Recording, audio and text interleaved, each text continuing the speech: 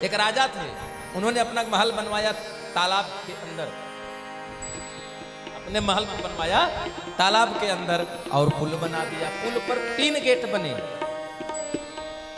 पहला गेट नदी के इस किनारे पर तट पर, दूसरा गेट नदी के मध्य में और तीसरा गेट बिल्कुल राजा के गेट पर। तीनों पर 3 पहरेदार खड़े। एक दिन दूर से आए राजा के एक मित्र हैं, और जब राजा के मित्र आए तो राजा के मित्र हाथी पर चढ़कर आए थे।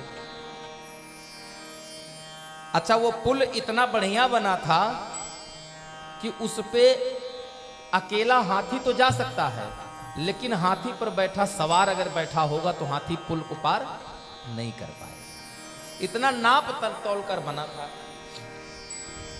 अब राजा हाथी पर से उतर के कैसे जाएं? गेट वाले चौकीदार ने रोका तो राजा कहते हैं कि अरे अपने राजा से पूछो कि फला देश के राजा उनके मित्र आए हैं, वो जाना चाह रहे हैं।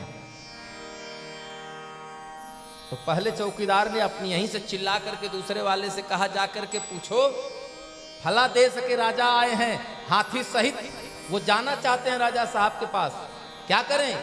तो दूसरे वाले ने तीसरे वाले से पूछा। तीसरा वाला भाग करके अंदर गया और राजा साहब से पूछ करके आया कि राजन,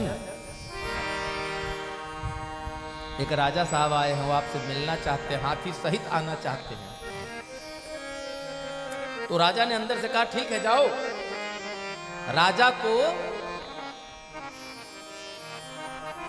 उन्होंने कहा, हाथी रोको मत आने दो, राजा को भेजो, हाथी रोको मत आने दो।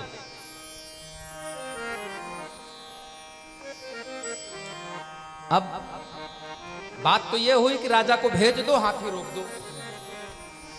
पहले वाले ने आकर के वहां से यही बात कही, राजा को भेजो, हाथी रोक दो। पहले वाले ने दूसरे वाले से कही। अब वो एक लाइन में बोल गया। उसने सोचा राजा के कहने में गड़बड़ी हुई, उसने शब्दों को सुधार कर अपने हिसाब से कह दिया, राजा रोको मत हाथी आने दो, राजा रोको मत हाथी को आने दो।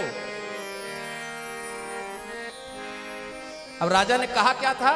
राजा को मत रोको, या राजा को आने दो, हाथी को रोको। कहने वो उसने कहा तो सही, लेकिन शब्द इधर के उधर हो गए। राजा को आने दो, हाथी रोको। यह बात दूसरे वाले के समझ में आई और दूसरे वाले ने यही बात अगले फोन पर कह दिया कि राजा को रोको मत हाथी। अब हाथी पर सवार राजा आगे चले और बीच तालाब में पहुंचे। पुलवा चरचरा कर टूट गया, राजा साहब नदी में गिर गए। हुआ घटना कुछ और नारद बाबा पहुंच के बताए कुछ। और जब इतना सुना कि ससुर जी ने हमारी पत्नी को धक्का दे दिया,